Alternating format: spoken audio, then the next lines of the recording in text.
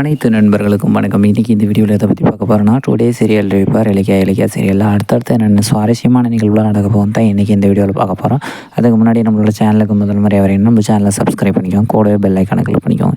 இந்த வீடியோ பிடிச்சிருந்தால் லைக் பண்ணுங்கள், இந்த வீடியோ பிடிக்கலாம் டிஸ்லைக் பண்ணுங்கள். நம்மளோட சேனலில் முதல் முறை வரையும் சப்ஸ்கிரைப் பண்ணிக்கோங்க. வாங்க ஃப்ரெண்ட்ஸ், வீடியோக்குள்ளே போகலாம். வீடியோக்குள்ளே போகிறதுக்கு முன்னாடி உங்களுக்கு ஜானுவை பிடிக்கும், இல்லை இலக்கியாவை பிடிக்குமா, இல்லை கௌதமை பிடிக்குமா, இல்லை கார்த்திகை பிடிக்குமா, இல்லை அஞ்சலியை பிடிக்குமா, இல்லை ரேவதி அம்மாவை பிடிக்குமான்னு மறக்காமல் கமெண்ட்டில் சொல்லுங்கள். நம்மளோட இலக்கியா சீரியலில் ரொம்பவும் சுவாரஸ்யமாகவும் இன்ட்ரெஸ்டிங்காகவும் போயிட்டுருக்கிற விஷயம் என்னென்னா, நம்மளோட ரேவதி அம்மாக்கிட்டையும் நம்மளோட ஜானு அம்மாக்கிட்டையும் சென்டரில் சிக்கிட்டு நம்மளோட இலக்கிய தவிக்கிறது ஒரு பக்கம், நம்மளோட இலக்கிய இப்போ யார் பக்கம் நிற்கிறதுன்னு தெரியாமல் தவிக்கிறது இன்னொரு பக்கம்.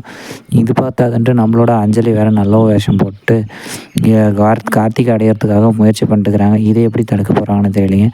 இந்த கதையில் அடுத்தடுத்து பிரச்சனையாக கொண்டு வந்து சுவாரஸ்யப்படுத்திக்கிட்டே இருக்கிறாங்க. நம்மளோட கதையில் நம்மளோட இலக்கிய இப்போதைக்கு என்ன பண்ணிட்டுருக்குறாங்கன்னா, ரேவதி அம்மாவை என்னோட பர்த்டேவுக்காக உங்ககிட்ட ஆசீர்வாதம் வாங்குறதுக்காக வந்துட்டுருக்குறான்னு சொல்லிட்டு ஃபோன் பண்ணி பேசிகிட்டு இருக்கிறாங்க.